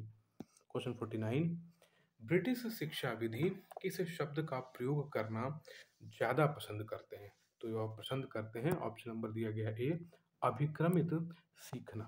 क्वेश्चन 50, सूक्ष्म शिक्षण का विकास किया गया था तो किसके द्वारा? एलन के द्वारा। ऑप्शन नंबर ए यहाँ पे आपका करेक्ट हो जाता है। सॉरी। क्वेश्चन नंबर 51 है, वर्तमान में प्रचलित अभिक्रमित अनुदेशन है। तो कौन कौन से हैं? एक है रेखीय अथवा बाह्य अभिक्रमित अनुदेशन, ऑप्शन बी है कंप्यूटर अथवा सह अभिक्रमित अनुदेशन और ऑप्शन सी है साखी अथवा अवरोही श्रृंखला अनुदेशन। ऑप्शन नंबर डी आपका यहाँ पे करेक्ट है। क्वेश्चन 52, सूक्ष्म शिक्षण समस्त शिक्षण को लघु क्रियाओं में बांटता है। उपर्युक्त कथन किस मनोवैज्ञानिक से संबंधित है? तो वह है एलन साहब से, ऑप्शन नंबर सी। 53 है, अभिक्रमित अधिगम का महत्व नहीं है क्योंकि इसमें जो है विषय वस्तु को छोटे छोटे श्रृंखलात्मक बद्ध के रूप में प्रस्तुत नहीं किया जाता। ऑप्शन नंबर सी यहाँ पे आपका करेक्ट है। क्वेश्चन 54, एनसीईआरटी के द्वारा सूक्ष्म शिक्षण चक्र की अवधि जो निर्धारित करी गई है वह कितनी है? 36 मिनट है। कितनी है? 36 मिनट। क्वेश्चन 55, सूक्ष्म शिक्षण चक्र के पदों का सही क्रम कौन सा है? तो सबसे पहले है योजना बनाना, फिर शिक्षण करना, प्रतिपुष्टि करना, पुनः पाठ योजना बनाना, पुनः शिक्षण और पुनः प्रतिपुष्टि। ऑप्शन नंबर बी आपका यहाँ पे करेक्ट है। क्वेश्चन 56, सूक्ष्म शिक्षण का विकास किस विश्वविद्यालय में हुआ था? तो वह हुआ था स्टैनफोर्ड विश्वविद्यालय, ऑप्शन नंबर बी। क्वेश्चन 57, सूक्ष्म शिक्षण विधि के जो जनक हैं वह कौन है? D.W. एलन एवं कीथ एचिसन। 58, एलन ने सूक्ष्म शिक्षण का विकास कब किया था? तो 1963 में किया था, option number B. Question number 59, क्या सूक्ष्म शिक्षण वास्तविक शिक्षण है? तो ऑप्शन नंबर दिया गया अलग अलग दृष्टिकोण में हाँ और नहीं, तो अलग अलग तरह से यह संबंधित है। क्वेश्चन नंबर 60 है, पदार्थ विज्ञान शिक्षण में किस नवाचार का प्रयोग किया जा रहा है? तो इसमें किया जा रहा है सूक्ष्म शिक्षण का, अनुकरणीय शिक्षण का और मस्तिष्क उद्दीलन का। तो ऑप्शन नंबर डी यहाँ पे आपका करेक्ट है। क्वेश्चन 61 है, एनसीईआरटी के द्वारा सूक्ष्म शिक्षण में सूक्ष्म पाठ की अवधि कितनी निर्धारित की गई है? तो उसमें जो निर्धारित करी गई है, ऑप्शन नंबर ए यहाँ पे आपका सही है, 6 मिनट। क्वेश्चन नंबर 62, निम्न में से कौन सी विशेषता टोली शिक्षण से संबंधित नहीं है? तो इसमें से कौन सी विशेषता जो टोली शिक्षण से संबंधित नहीं है? ऑप्शन नंबर है सी, इसका उद्देश्य अनुदेशन की गुणवत्ता में वृद्धि करना नहीं है। ऑप्शन नंबर सी जो है आपका यहाँ पे करेक्ट है। क्वेश्चन 63, एनसीईआरटी के अनुसार सूक्ष्म शिक्षण प्रक्रिया में छात्रों की संख्या कितनी होनी चाहिए? तो इसमें होनी चाहिए 5 से 10 तक। 64, किलफिट एवं उनके सहयोगियों के अनुसार सूक्ष्म शिक्षण प्रक्रिया कितनी अवस्थाओं में संपन्न होती है? तो ऑप्शन नंबर दिया गया है ब, 3 अवस्थाओं में। क्वेश्चन नंबर 65, शिक्षण कौशल शिक्षक के हाथ में वह शस्त्र है जिसका प्रयोग करके शिक्षक अपनी कक्षा में शिक्षण को प्रभावशाली तथा सक्रिय बनाता है तथा कक्षा की अंतःक्रिया में सुधार लाने का प्रयास करता है। यह कहा है? ऑप्शन नंबर है ए, डॉक्टर एस.पी. कुलश्रेष्ठ ने। क्वेश्चन नंबर 66, निम्न में से सूक्ष्म शिक्षण के पद हैं तो कौन कौन से पद हैं? विशिष्ट कौशलों की रूपरेखा तैयार करना, पुनः मूल्यांकन करना, सूक्ष्म पाठ्य योजना तैयार करना। Option number D. फिर आ जाता है क्वेश्चन नंबर 67, शिक्षण कौशल विद्यार्थियों के सीखने के लिए सुगमता प्रदान करने के विचार से संपन्न की गई संबंधित शिक्षण क्रियाओं या व्यवहार का समूह है। यह कथन किसका है? यह जो कथन है डॉक्टर बी के पासी का। ऑप्शन नंबर जो है आपका ऑप्शन नंबर है बी। क्वेश्चन नंबर 68 है, विज्ञान शिक्षक कंप्यूटर का उपयोग प्रभावी शिक्षण में कैसे कर सकता है? तो यहाँ पे दिया गया है एक समय में अनेक विद्यार्थी को अनुदेशन देने में। ऑप्शन बी है स्व अनुदेशन एवं प्रतिपुष्टि में। और ऑप्शन सी है समस्या समाधान में। इसलिए जो सभी में ये जो है प्रयोग कर सकते हैं। ऑप्शन नंबर डी आपका यहाँ पे करेक्ट है। क्वेश्चन नंबर 69 दिया गया है, विज्ञान के अध्यापक के लिए कंप्यूटर के निम्न में से किस व्यावहारिक अनुप्रयोग की आवश्यकता नहीं है? तो इसमें जो आवश्यकता नहीं है, ऑप्शन नंबर सी दिया गया है अधिगम गतिविधियों पर उचित नियंत्रण न रख पाने में। क्वेश्चन नंबर 70, निम्न में से कौन सी कंप्यूटर की विशेषता नहीं है? तो इसमें जो कंप्यूटर की विशेषता नहीं है, संग्रहण क्षमता में कमी। क्वेश्चन 71, भारत का सबसे तेज सुपर कंप्यूटर कौन सा है? तो ये आपको पता होना चाहिए। 72, कंप्यूटर शिक्षण में किसकी भूमिका बड़े ही प्रभावशाली ढंग से निभाई जाती है? तो एक अच्छे प्रश्नकर्ता की, परीक्षक की, पूछताछ अधिकारी की। ऑप्शन नंबर डी यहाँ पे करेक्ट है। क्वेश्चन 73, विज्ञान शिक्षक द्वारा कंप्यूटर का उपयोग किस कार्य में किया जा सकता है? तो ट्यूटोरियल शिक्षण में, क्रियात्मक शिक्षण में, अभ्यास करने में, इन सभी में किया जा सकता है। ऑप्शन नंबर डी आपका यहाँ पे सही है। क्वेश्चन 74, निम्न में से कौन सी कंप्यूटर की मल्टीमीडिया सेवाएं हैं जो शिक्षण सामग्री के निर्माण में सहायक है? वह ग्राफिक्स है, पेंट प्रोग्राम है, माइक्रोसॉफ्ट है और ये सभी है। क्वेश्चन 75, कंप्यूटर का शिक्षण अधिगम में क्या उपयोग है? तो यहाँ पे दिया गया है विद्यार्थियों को आवश्यक प्रतिपुष्टि प्रदान करने में, समस्या समाधान प्रक्रिया को उचित अनुदेशन देने में, अधिगम के नवीन रास्ते खोलने में। ऑप्शन नंबर डी यहाँ पे करेक्ट है। क्वेश्चन 76, इकाई प्रविधि का सर्वप्रथम विकास किसने किया था? वो किया है ऑप्शन नंबर है ए, एच.सी. मॉरिसन ने। 77, शिक्षण व्यवस्था के सभी पक्षों का व्यवहारिक रूप में आलेख ही पाठ्य योजना है। यह कथन किसका है? यह है आई के डेविस। Option number B. 78 दिया गया है, इकाई प्रविधि किस सिद्धांत पर आधारित है? या जो आधारित है गेस्टाल्ट मनोविज्ञान पर। क्वेश्चन नंबर 79 है, वार्षिक योजना का निर्माण करते समय किन कारकों का ध्यान रखा जाता है? तो रखा जाता है सीखने की क्षमता पर, सीखने के ज्ञान पर और उपलब्ध पाठ्य पुस्तकों पर। तो इन सभी पर ध्यान रखा जाता है।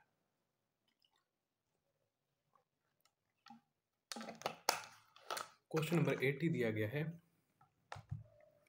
इकाई योजना का विकास एच.सी. मॉरिसन ने किया, परंतु इकाई शब्द को लाने का श्रेय किसको जाता है? तो जाता है हर्बर्ट को। Option number C. क्वेश्चन 81 क्या है? वे पाठ्य योजनाएं जिन्हें शिक्षक कक्षा में शिक्षण से पूर्व लिखित रूप में तैयार करता है वह क्या कहलाती है? वह होती है लिखित पाठ्य योजनाएं। Option number B.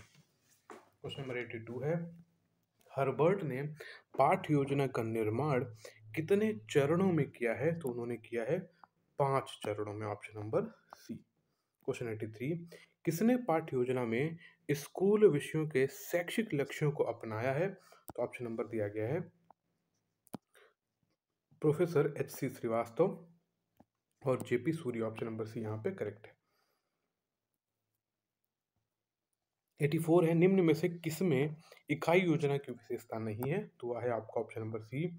इकाई योजना में छात्र शिक्षक में सहयोग का अवसर प्रदान नहीं किया जाता। क्वेश्चन 85, आरसीएम उपागम कब विकसित हुआ था? तो 1961 में। 86 है, आरसीएम उपागम किसके द्वारा विकसित किया गया था? तो डॉक्टर दबे के द्वारा। क्वेश्चन 87, विल्हेम रीन ने जिलर द्वारा किए गए स्पष्टता के विभाजन में कौन सा शब्द जोड़ा था? तो उद्देश्य कथन। ऑप्शन नंबर सी। 88 है, आरसीईएम उपागम में ब्लूम की टैक्सोनॉमी के संज्ञानात्मक क्षेत्र के कितने वर्गों में विभाजित किया गया है? तो ऑप्शन नंबर दिया गया है 4।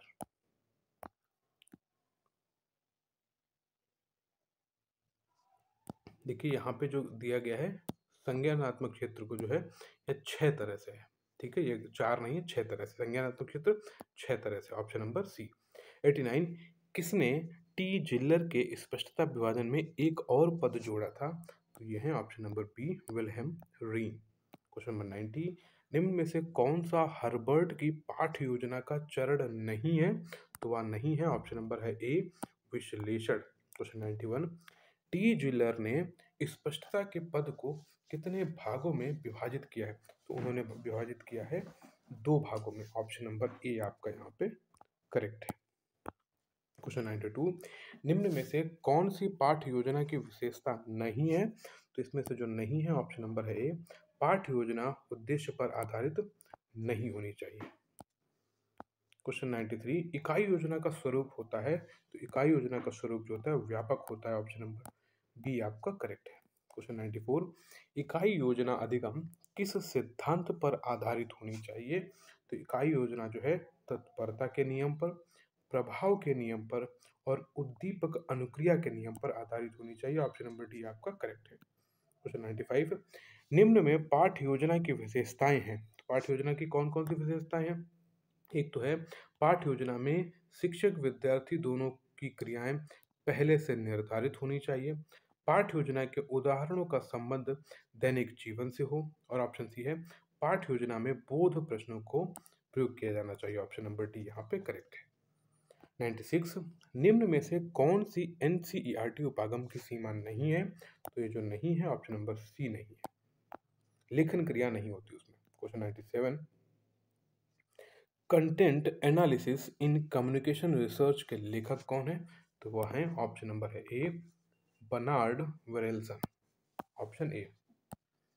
क्वेश्चन 98, निम्न में से कौन सी विधि शिक्षण की विधि नहीं है? तो वह जो नहीं है वह है आपके ऑप्शन नंबर सी, मूल्यांकन विधि। क्वेश्चन 99, भौतिक विज्ञान के शिक्षक का प्रमुख कार्य क्या होता है? तो उसका प्रमुख कार्य होता है पर्यवेक्षण। क्वेश्चन नंबर 100, प्रोजेक्ट विधि के जन्मदाता कौन है? तो किलपैट्रिक साहब हैं। ऑप्शन नंबर सी। 101, पाठ्य पुस्तक विधि शिक्षण की कौन सी विधि है? और जो विधि है ऑप्शन नंबर है बी, प्राचीन। 102, एक सामान्य मनुष्य के शरीर का ताप कितना होता है? तो यहाँ पे दिया गया है option number D, 98.4 Fahrenheit. 103, heuristic पद्धति में छात्र का स्थान कैसा रहता है? तो एक अन्वेषक के समान होता है। Option number B. 104 ज्ञानात्मक उद्देश्यों का वर्गीकरण किसने किया था? तो डॉक्टर बी.एस. ब्लूम ने किया था, आपको पता है। 105 विज्ञान संबंधी नवीनतम सूचनाएं प्रेषित करने के लिए प्रयोगशाला के बाहर क्या लगाना चाहिए? तो लगाना चाहिए चित्र व रेखा चित्र, बुलेटिन बोर्ड और प्रोजेक्ट। तो ये सभी कुछ लगाना चाहिए। ऑप्शन नंबर डी यहाँ पे करेक्ट। 106 बालकों में हुए परिवर्तनों को जानने के लिए किस विधि का प्रयोग किया जाता है? तो है मौखिक परीक्षा, प्रयोगशाला परीक्षा और लिखित परीक्षा। ये सभी यहाँ पे करेक्ट है। Option number D.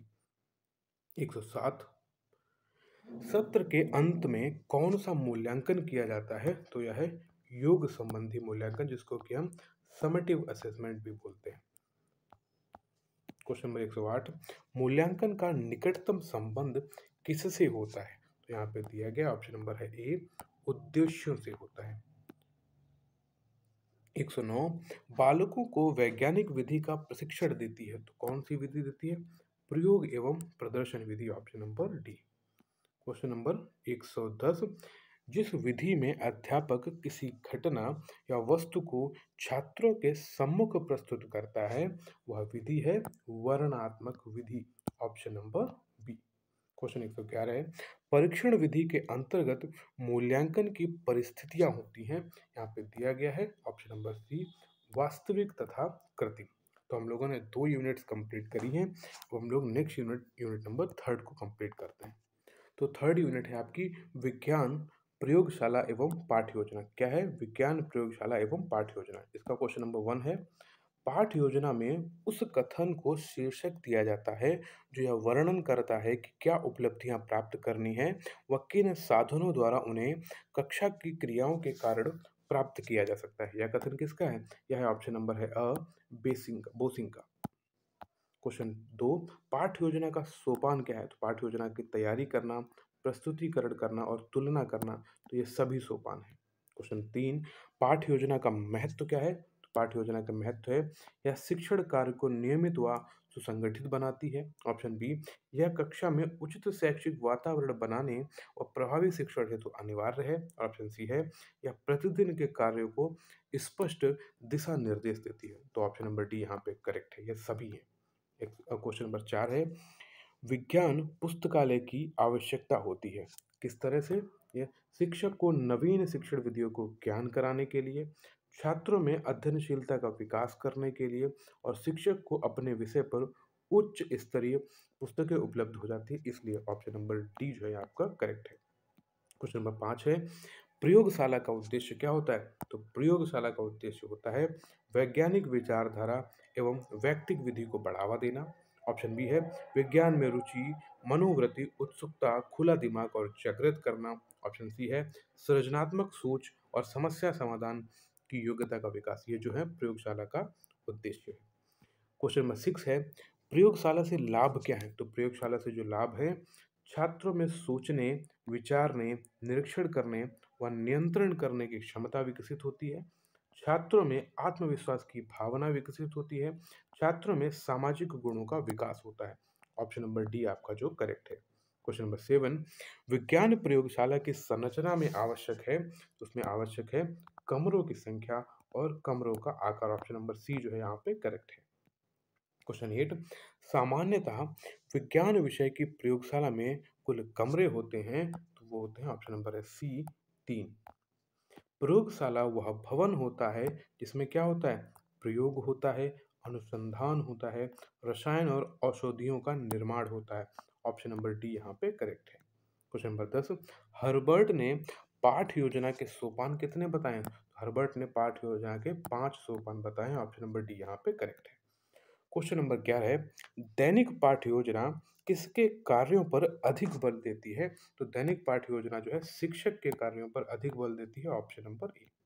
क्वेश्चन 12 है संपूर्ण पाठ्य योजना में केंद्र बिंदु के रूप में कौन कार्य करता है? तो उसमें जो कार्य करता है शिक्षक कार्य करता है। Option number A. Question number 13 है पंचपद प्रणाली के निर्माता कौन है? तो पंचपद प्रणाली के निर्माता जो है हर्बर्ट साहब है। Option number A. क्वेश्चन 14 है पाठ योजना का अर्थ क्या होता है? तो पाठ योजना का अर्थ होता है किसी पाठ को विशिष्ट उद्देश्यों और व्यवहारिक परिवर्तनों की प्राप्ति के संदर्भ में आकर्षक तरीके से नियोजित करने से। ऑप्शन बी है, ये कक्षा शिक्षण की पूर्व क्रियात्मक अवस्था कहलाती है। तो ऑप्शन नंबर सी यहाँ पे करेक्ट है। क्वेश्चन 15, हर्बर्ट की पंचपाठ योजना का चरण जो नहीं है वह है प्रस्तावना। क्वेश्चन नंबर 16 है, पाठ योजना शिक्षण कार्य को क्या बनाती है? तो नियमित बनाती है और सुसंगठित बनाती है। ऑप्शन नंबर सी यहाँ पे करेक्ट है। ए और बी दोनों सही है। क्वेश्चन 17 है, पाठ योजना अनिवार्य है कक्षा में किस तरह से? शैक्षिक वातावरण बनाने में, प्रभावी शिक्षण के लिए, कार्य को स्पष्ट दिशा निर्देश देने के लिए। ऑप्शन नंबर डी जो है यहाँ पे करेक्ट है।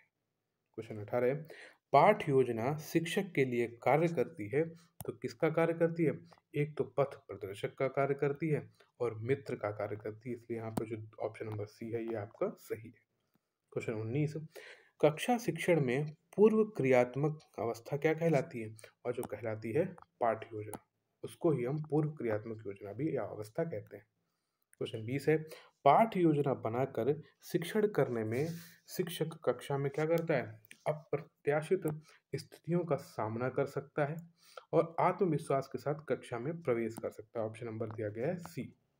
क्वेश्चन नंबर 21, पाठ योजना के द्वारा पाठ्य वस्तु का अच्छी तरह से हो जाता है तो क्या हो जाता है? संगठन हो जाता है और नियोजन हो जाता है। ऑप्शन नंबर सी यहाँ पे आपका करेक्ट है। क्वेश्चन 22, विद्यालयों में विज्ञान प्रयोगशाला का विद्यालय में संगठन किया जाता है तो किस तरह से? ऑप्शन नंबर ए है सुनियोजित ढंग से, ऑप्शन बी विशेष कक्ष में और ऑप्शन सी है आवश्यक उपकरणों की खरीद से। ऑप्शन नंबर डी यहाँ पे करेक्ट है। क्वेश्चन नंबर 23, विज्ञान प्रयोगशाला के लिए कमरे कम से कम जो होने चाहिए अभी पढ़ा था 3। ऑप्शन नंबर सी यहाँ पे करेक्ट है। क्वेश्चन 24, विज्ञान प्रयोगशाला के रख रखाव हेतु क्या आवश्यक है? तो विज्ञान शिक्षक, प्रयोगशाला सहायक और प्रयोगशाला परिचालक। ऑप्शन नंबर डी यहाँ पे करेक्ट है। क्वेश्चन 25, विज्ञान विषय के अध्ययन में विशेष महत्व होता है तो किस चीज का होता है? प्रयोगशाला का होता है। ऑप्शन नंबर बी यहाँ पे करेक्ट है। क्वेश्चन 26, विज्ञान प्रयोगशाला में उचित व्यवस्था होनी आवश्यक है किस चीज की? प्रयोगों की, अनुसंधान की, सुसज्जित कक्ष की। Option number D correct. Question number 27, प्रयोगशाला प्रशासक सुनिश्चित करते हैं तो क्या सुनिश्चित करते हैं? प्रयोगशाला में वैज्ञानिक उपकरणों को सही ढंग से संभाला जा रहा है या नहीं, रिकॉर्ड ठीक प्रकार से संग्रहित किया जा रहा है या नहीं। ऑप्शन नंबर जो सी है आपका करेक्ट है। क्वेश्चन 28, प्रयोगशाला स्टाफ में शामिल है तो क्या शामिल है? एक तो विज्ञान का शिक्षक, प्रयोगशाला सहायक और प्रयोगशाला परिचालक। Option number D. Question number 29, विज्ञान प्रयोगशाला स्टाफ में शामिल नहीं होता है तो प्रधानाध्यापक। Option number C. Question number 30 है, पुस्तकालय से क्या तात्पर्य है? पुस्तकालय से तात्पर्य है विद्यालय में छात्रों के अध्ययन के लिए एकत्र की गई विभिन्न विषयों की पुस्तकों को संगठित करने का स्थान। ऑप्शन बी है, छात्रों को अध्ययन करने के लिए प्राचीन व नवीन संस्कृतियों से संबंधित ग्रंथों को उपलब्ध कराना और ऑप्शन सी है अध्ययन के लिए उपयोगी वातावरण बनाना। उपरोक्त सभी ऑप्शन यहाँ पे सही है। क्वेश्चन 31 दिया गया है, पाठ्यचर्या आंग्ल भाषा के किस शब्द का हिंदी रूपांतरण है? तो करिकुलम का है। ऑप्शन नंबर बी यहाँ पे करेक्ट है। क्वेश्चन नंबर दिया गया 32, करिकुलम शब्द की उत्पत्ति किस भाषा से हुई है? तो कई बार हम लोगों ने पढ़ा है लैटिन भाषा से हुई है। Option number C. Question 33, curriculum शब्द की जो उत्पत्ति हुई है वह क्यूरेरे शब्द से हुई है। क्वेश्चन 34, क्यूरेरे शब्द का अर्थ क्या होता है? तो वह होता है दौड़ का मैदान। क्वेश्चन 35, विद्यालय, घर, वर्कशॉप, खेत, कारखाने या अन्य किसी भी उत्पादन स्थिति में उत्पादक कार्य में भाग लेना ही कार्य अनुभव है। यह किसका कथन है? यह शिक्षा आयोग का। Option number B. Question number 36, निम्नलिखित में से कौन सा पाठ्यक्रम का आधार नहीं है? तो तार्किक जो है पाठ्यक्रम का आधार नहीं है। क्वेश्चन 37, पाठ्यक्रम शिक्षक के हाथ में एक साधन है जिससे वह अपने विद्यालय में अपने उद्देश्यों के अनुसार अपने छात्र को कोई भी रूप दे सकता है। यह किसने कहा? यह कहा है कनिंघम ने। Option number B. क्वेश्चन 38, पाठ्यचर्या विकास के उपागम कौन कौन से हैं? तो विषय केंद्रित होता है, विस्तृत क्षेत्र होता है और सामाजिक समस्याएं ये सभी होती हैं। Option number D. Question number 39, curriculum process नाम के पुस्तक के लेखक कौन है?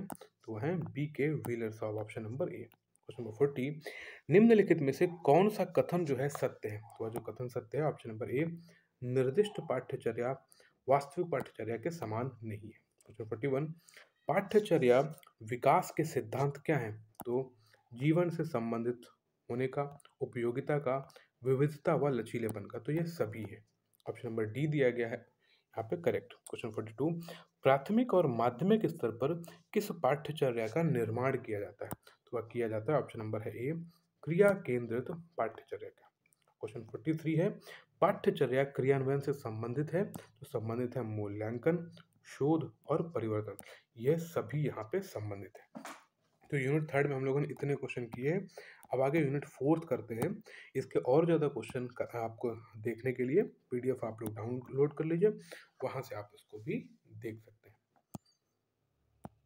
यूनिट नंबर फोर्थ अब आप क्या जाती है। यूनिट नंबर फोर्थ क्या है? क्वेश्चन नंबर 1 इसमें दिया गया है, वस्तुनिष्ठ परीक्षाओं का गुण क्या है? तो वस्तुनिष्ठ परीक्षाओं का गुण है, ये परीक्षाएं वैध होती हैं, ये परीक्षाएं विश्वसनीय होती हैं, ये परीक्षाएं व्यापक एवं व्यापारिक होती हैं, व्यावहारिक होती है। ऑप्शन नंबर डी यहाँ पे करेक्ट है। क्वेश्चन नंबर सेकंड है, वस्तुनिष्ठ परीक्षाओं का दोष क्या होता है? तो वस्तुनिष्ठ परीक्षा क्या दोष होता है? इनका निर्माण करना कठिन होता है। ऑप्शन बी है, इनमें पाठ्य वस्तु की अधूरी सूचना प्रदान की जाती है। ऑप्शन सी है, इनमें छात्रों की अभिव्यक्ति, चिंतन आदि मौलिक गुणों की अवहेलना की जाती है। तो ऑप्शन नंबर डी आपका यहाँ पे करेक्ट है। क्वेश्चन नंबर 3, वस्तुनिष्ठ परीक्षाओं का प्रकार है? तो प्रत्यय स्मरण पर है और प्रत्यय विज्ञान पद पर। ऑप्शन नंबर सी जो यहाँ पे करेक्ट है।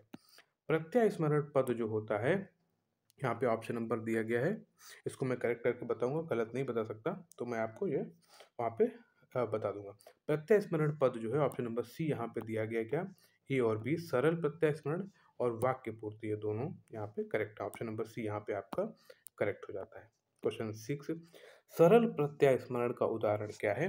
तो यहाँ पे दिया गया, कार्बन का ऊपर लिखे और सोने का प्रतीक क्या है? तो ये जो है सरल प्रत्यय स्मरण का उदाहरण है। क्वेश्चन नंबर 7, वाक्य पूर्ति प्रश्न का उदाहरण क्या है? तो वह उदाहरण है, ब्रह्मांड की ऊर्जा का स्रोत क्या है और पदार्थ का सूक्ष्म भाग। तो ऑप्शन नंबर सी यहाँ पे आपका करेक्ट है। क्वेश्चन 8, प्रत्यय विज्ञान प्रकार के प्रश्न होते हैं, वह जो होते हैं 5 प्रकार के प्रश्न होते हैं। ऑप्शन नंबर डी यहाँ पे करेक्ट है। क्वेश्चन 9, प्रत्यय विज्ञान प्रकार का प्रश्न है जो है वह कौन सा है? बहुविकल्पीय है, एकांतर क्रिया रूप है और मिलान प्रश्न है। ऑप्शन नंबर डी आपका करेक्ट है। क्वेश्चन नंबर 10, बहुविकल्पीय प्रश्नों में विकल्प होते हैं, तो कितने होते हैं? 4 होते हैं, आपको जैसे अभी आप ये देख ही रहे हैं। क्वेश्चन नंबर 11 दिया गया है, वर्गीकरण प्रश्नों में एक ही प्रकार के शब्दों के साथ कितने असंगत शब्दों को शामिल किया जाता है? तो शामिल किया जाता है ऑप्शन नंबर है ए, एक तरह से। क्वेश्चन 12 है, वर्गीकरण प्रश्नों के उदाहरण हैं, तो वर्गीकरण प्रश्नों का उदाहरण क्या है? लंबाई, भार, दूरी, चाल, शेर, विद्युत धारा, एम्पियर, वोल्ट, होम और जीवाश्म। तो ये तीनों हैं, ऑप्शन नंबर सी यहाँ पे करेक्ट है। क्वेश्चन 13, सादृश्य अनुभव वस्तुनिष्ठ प्रश्नों में क्या करता है? तो दो समान परिस्थितियों को प्रस्तुत किया जाता है और ऑप्शन बी है, पहली परिस्थिति पूर्ण तथा दूसरी अपूर्ण होती है। तो ऑप्शन नंबर सी यहाँ पे करेक्ट है। क्वेश्चन 14, सादृश्य अनुभव वस्तुनिष्ठ प्रश्न का क्या उदाहरण है? तो यहाँ पे दिया गया है, ठोस, लोहा और गैस, यहाँ पे खाली जगह दिया गया है, धातु, सोना और सुचालक, खाली जगह। तो इस तरह के जो प्रश्न होते हैं, यहाँ पे ऑप्शन नंबर सी यहाँ पे करेक्ट है, सादृश्य अनुभव वस्तुनिष्ठ प्रश्न का यह उदाहरण है। क्वेश्चन नंबर 15 है, निबंधात्मक परीक्षा में क्या होता है? निबंधात्मक परीक्षा में सीमित पाठ्य वस्तु का मूल्यांकन होता है, इसमें प्रश्नों की संख्या कम होती है, इसमें प्रश्न सामान्य प्रकार के होते हैं। तो ऑप्शन नंबर डी आपका करेक्ट है। क्वेश्चन नंबर 16 है, निबंधात्मक परीक्षाएं उपयुक्त होती हैं, तो किसके लिए उपयुक्त होती हैं? ऑप्शन नंबर ए, उपलब्धि परीक्षा के लिए, ऑप्शन बी, चयन के लिए, ऑप्शन सी है वर्गीकरण के लिए। तो इन सभी के लिए उपयोगी होती है। क्वेश्चन नंबर 17 है, वस्तुनिष्ठ परीक्षा में क्या करते हैं? प्रश्नों की रचना करना कठिन कार्य है। ऑप्शन डी, यह अधिक और विशिष्ट होती है। ऑप्शन सी, इनके उत्तर जो है छोटे होते हैं, इसलिए ऑप्शन नंबर डी यहाँ पे करेक्ट है। क्वेश्चन 18, वस्तुनिष्ठ परीक्षाएं उपयुक्त होती हैं, तो किस चीज के लिए उपयुक्त होती हैं?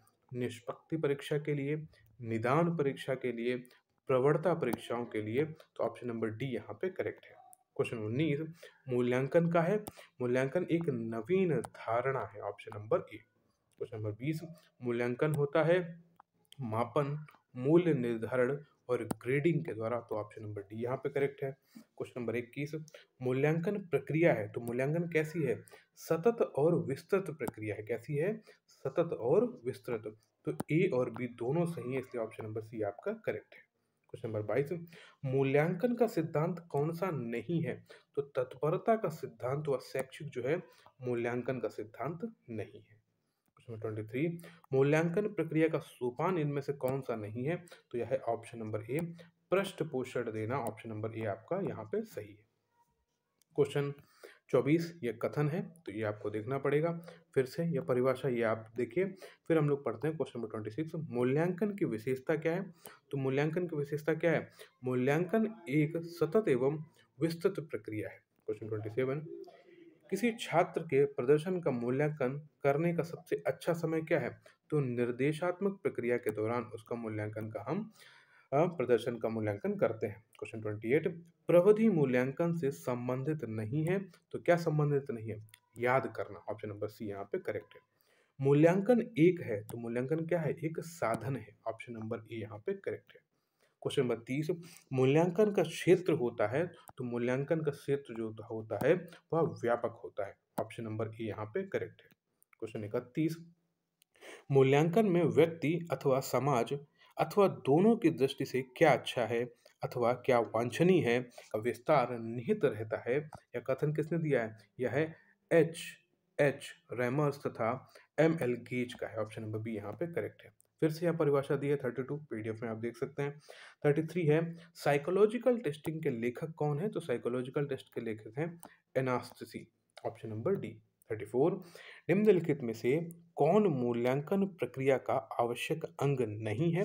तो यहाँ पे जो आपका ऑप्शन है वह है ऑप्शन नंबर सी छात्रों की योग्यता का वांछित स्तर। क्वेश्चन 35 फिर से कथन आ जाता है। कथन के लिए समय न गवाते हुए परिभाषाओं के लिए आपके पास पीडीएफ होगी, आप उनको पढ़ेंगे तो वो बेहतर तरह से आप समझ पाएंगे। क्वेश्चन 38 है मूल्यांकन द्वारा जांच की जाती है, तो कल्पना की, चिंतन की, प्रवृत्तियों की, इन सभी की जांच करते हैं। ऑप्शन नंबर डी आपका यहाँ पे करेक्ट है। क्वेश्चन 39 है मूल्यांकन प्रक्रिया का अंग क्या है? तो शैक्षिक उद्देश्य है, सीखने के अनुभव है, व्यवहारिक परिवर्तन है और ये सभी हैं, इसलिए ऑप्शन नंबर डी आपका करेक्ट है। फिर से आपको कथन मिल गए, तो कथन देखिए 40 क्वेश्चन 41 है परीक्षण का ढांचा तैयार करने के लिए किसका प्रयोग किया जाता है? तो ब्लूप्रिंट का प्रयोग किया जाता है। ऑप्शन नंबर ए यहाँ पे करेक्ट है। क्वेश्चन 42 वर्तमान परीक्षा प्रणाली का रूप नहीं है नकल करना। ठीक है, ऑप्शन नंबर डी यहाँ पे करेक्ट है। 43 निम्न में से कौन सा निबंधात्मक परीक्षण का गुण नहीं है? तो वह जो इसमें से नहीं है ऑप्शन नंबर सी इनमें छात्रों द्वारा संपूर्ण पाठ्यक्रम का अध्ययन करना पड़ता है। क्वेश्चन 44 मापन कितने स्तर या मापनी होती है? मापन के कितने स्तर या मापनी होती है? तो होती है 4। Option number B. क्वेश्चन 45 मापन का सर्वाधिक विश्वसनीय स्केल जो है वह है अनुपात। क्या है? अनुपात। Option number A. क्वेश्चन 46 परीक्षण के अंतर्गत दो या दो से अधिक व्यक्तियों की तुलना करना एक व्यवस्थित प्रक्रिया होती है। यह कथन संबंधित है क्रोनबेक से। Option number B. क्वेश्चन 47 सर्वप्रथम वस्तुनिष्ठ परीक्षा का लिखित रूप में निर्माण किसने किया था? तो जो किया था हैरासमैन ने। Option number D. 48 है अच्छी वस्तुनिष्ठ परीक्षाओं की विशेषता क्या होती है? विश्वसनीयता होनी चाहिए, वैधता होनी चाहिए, वस्तुनिष्ठता होनी चाहिए। ऑप्शन नंबर डी यहाँ पे करेक्ट है। सीबीसीएस ये क्या है? सीबीसीएस जो है एक ग्रेडिंग सिस्टम है। ठीक है, ये क्या है? एक ग्रेडिंग सिस्टम है। क्वेश्चन नंबर 50 पहले नंबर दिए जाते थे, अब नई शिक्षा नीति 2020 के तहत क्या किया जाएगा? अब क्रेडिट पॉइंट आपको मिला करेंगे। क्या मिलेंगे? Credit point. क्वेश्चन 51 है रचनात्मक मूल्यांकन का मुख्य उद्देश्य क्या है? तो उसका जो मुख्य उद्देश्य है छात्रों में सीखने की क्षमता को बढ़ाना। और 52 विज्ञान की पाठ्य सहभागी क्रियाएं कौन कौन सी हैं? विज्ञान क्लब का नियोजन, पर्यटन का आयोजन, विज्ञान संग्रहालय और यह सभी है। तो ये चारों यूनिट यहाँ पे इस तरह से आप कंप्लीट हुई हैं। इसकी जो आपको पीडीएफ मिल जाएगी वहाँ पे और सारे एमसीक्यूज हैं। ठीक है, तो आप अच्छी तरह से उनको पढ़ सकते हैं। आप सभी लोगों से यह कहूँगा all the best for your exams. और अच्छी तरह से अपनी प्रिपरेशन करते रहिए। Thank you so much.